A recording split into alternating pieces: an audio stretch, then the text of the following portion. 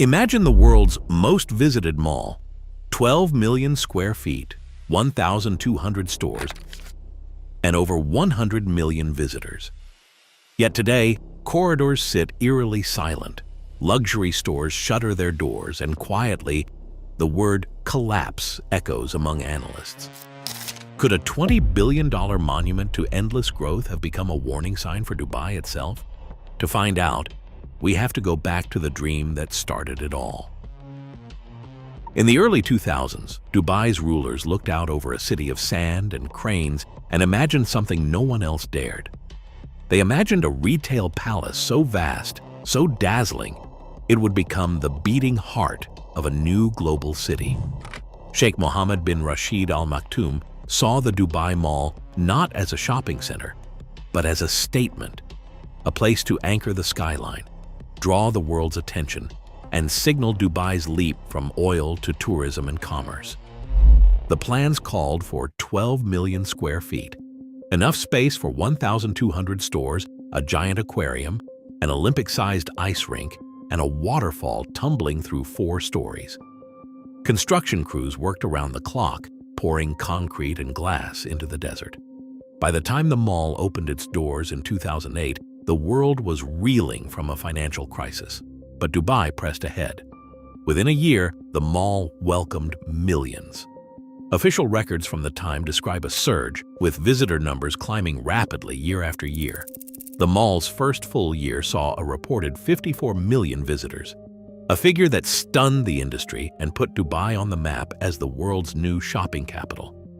The scale was unmatched. Flagship stores from every major luxury brand, entertainment zones that blurred the line between retail and spectacle, and experiences designed for families, tourists, and locals alike.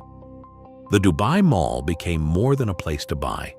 It became a destination, a playground, and a symbol of ambition. Emaar Properties, the developer behind the project, celebrated what looked like an unstoppable ascent. The mall's corridors buzzed with shoppers from every continent, and its fountains and attractions became icons in their own right. Yet even as headlines praised the record crowds, there were early signs of how volatile this new model could be. Tenant turnover ran high, with some reports estimating nearly 1/3 of retail spaces cycling through new brands every 18 months. The mall's promise was clear: scale, spectacle, and endless reinvention. Dubai had built not just a mall, but a monument to possibility, a place where the future of retail would be tested on the grandest stage imaginable. In 2019, Dubai Mall claimed a staggering 105 million visitors, more than any other destination on Earth. Those numbers became shorthand for Dubai's record, a city that could outdraw New York's Times Square or London's Oxford Street. Now, the latest figures from Emaar show 57 million visitors in just the first half of 2024. That's 5 million more than the same period last year, putting the mall on track to break its own record once again. At first glance, the story seems straightforward.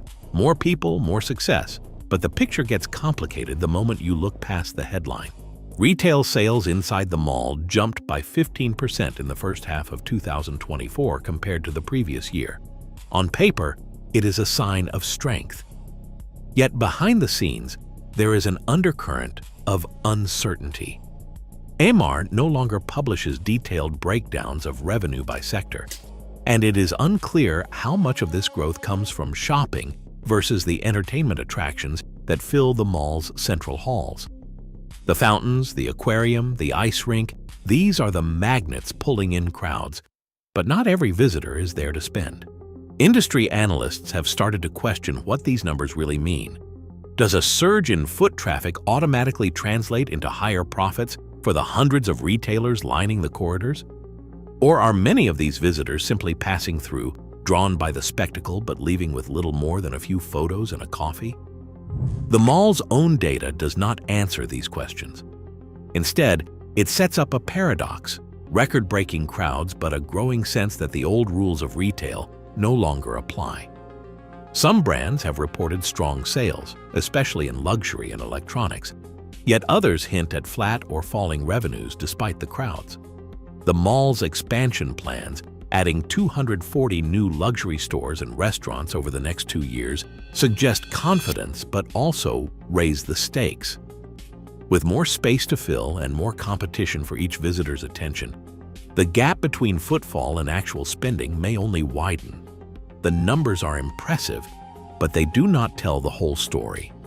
Something is shifting beneath the surface, and the data alone cannot explain what is really at stake for Dubai's retail giant. Faisal Khan, a retail consultant who has tracked the region's shopping centers for 2 decades, looks at the surge in visitor numbers and sees a fundamental change. In his view, Dubai Mall is no longer a traditional retail powerhouse. Instead, it is evolving into an entertainment complex, with shopping as a secondary feature. He points to the flood of families and tourists drawn by the aquarium, the ice rink, and the fountain shows. According to Khan, attractions now drive the majority of the mall's revenue. Emaar has not released segment data since 2022, but the pattern is clear in how the crowds move. He estimates as much as 70% of income now comes from these experiences, not from retail leases. He says it is a theme park with shops attached, noting that entertainment revenues have climbed as much as 40% year on year, even as some retail brands struggle to keep pace. Dr. Rashid Al-Mansouri from the Dubai Chamber of Commerce offers a different reading. He sees the mall's adaptation as a sign of strength, not crisis. For him, the shift toward experiences and dining is a rational response to global changes in how people spend their time and money. He highlights the 240 new luxury stores and restaurants planned in the latest expansion and points to consistently high occupancy rates across most retail zones. Al-Mansouri argues that Dubai Mall's ability to attract over 100 million visitors a year, even as e-commerce grows, is proof that physical destinations still matter. Al-Mansouri says Dubai Mall is not shrinking. It is setting the pace for a new era. Professor Linda Martinez, a retail economist who studies global shopping trends, urges caution. She notes that while Dubai Mall's headline figures look impressive, the global reality for malls is contraction. In the United States, a quarter of mall space is forecast to close by 2030. Martinez warns that relying on attractions to drive footfall can mask deeper problems, especially if retail sales per visitor do not keep up. She calls Dubai Mall a fascinating outlier, but questions whether its current model is sustainable in the long run if the retail component continues to lag behind the entertainment surge. Downtown Dubai's skyline depends on the mall at its core. Billions in property value orbit the Dubai Mall, with real estate analysts tracing a direct line from the mall's fortunes to the price of every apartment and office in the district. When Emaar announced a 1.5 billion dirham expansion, adding 240 new luxury and dining units by early 2026, the message was clear: double down or risk falling behind. But every new square meter raises the stakes. Repurposing a space this size is not as simple as swapping out a few stores. The cost of transforming retail corridors into offices, galleries, or even residential units can reach hundreds of millions, with no guarantee of demand. And Dubai is not alone in this race. Rival mega malls, from Mall of the Emirates to the upcoming Dubai Square, are all chasing the same global visitor and investor pool. Each new attraction, each luxury wing, is both an opportunity and a threat. The next move carries consequences for more than just Emaar's bottom line.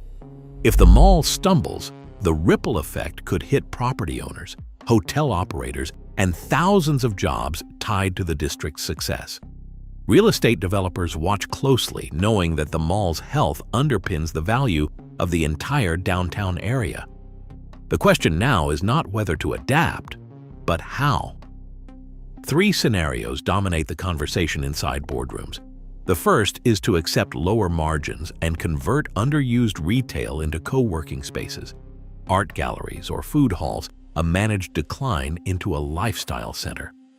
The second is to seek government support for a sweeping bailout, repositioning the mall as a cultural landmark rather than a pure commercial asset. The third, unspoken but real, is a cascade of anchor tenant exits that could force a painful restructuring, with parts of the mall carved up or sold off. MR stands at the crossroads, with the future of Dubai's flagship project and the district it anchors hanging in the balance. Dubai Mall stands as a monument to how quickly consumer habits change. With over 100 million visitors in 2023, it is not empty, it is evolving. Its fate mirrors the future of global retail: adapt or become obsolete. In this new era, experience is the product, not just the purchase.